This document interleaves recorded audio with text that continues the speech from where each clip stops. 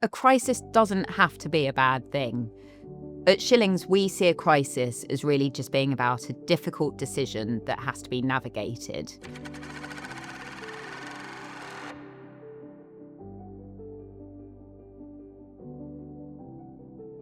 If people in the public eye are being honest with themselves, then most of the time you can predict where a crisis is going to come from. I'd say it's the sort of 80-20 rule that 80% of crises can be predicted, 20% will be complete left fields.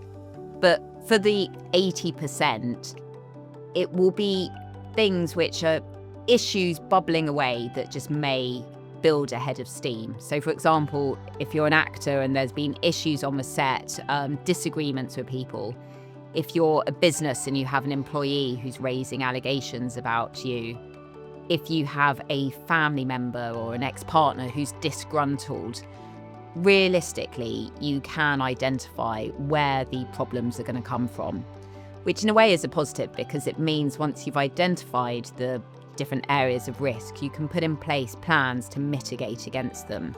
So one of the things we often do with people in the public eye is sit down with them and their team and go through all the different dimensions of their life, their commercial arrangements, their family life, their financial arrangements, any business opportunities they have coming up.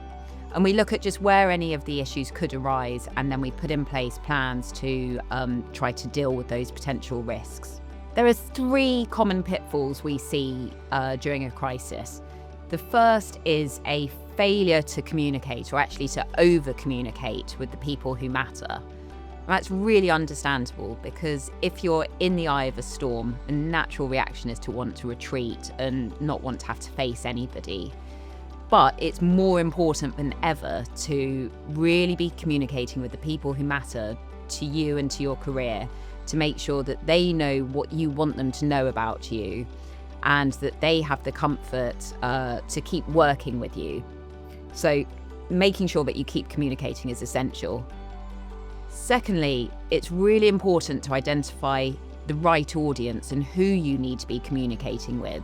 So it may be that what the typical Daily Mail reader is thinking about you on one particular day might be upsetting, but it's not actually going to impact your career or your well-being long term.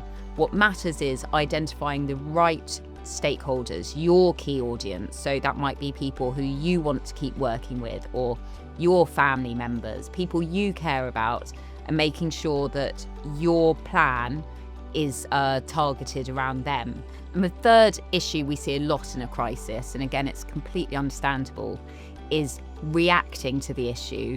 So a knee-jerk response, maybe firing something off on X or threatening litigation immediately when actually you're in the wrong on that particular issue. So what we try and help people facing a crisis do is to respond to it in a strategic, considered way, as opposed to just reacting. A crisis doesn't have to be a bad thing. At Schillings, we see a crisis as really just being about a difficult decision that has to be navigated. And even though it can feel really horrendous at the time you're going through a crisis, we see over and over again that people in the public eye and organisations actually can emerge a lot stronger and a lot more resilient from a crisis. It can really bring your team together in a very powerful bonding way.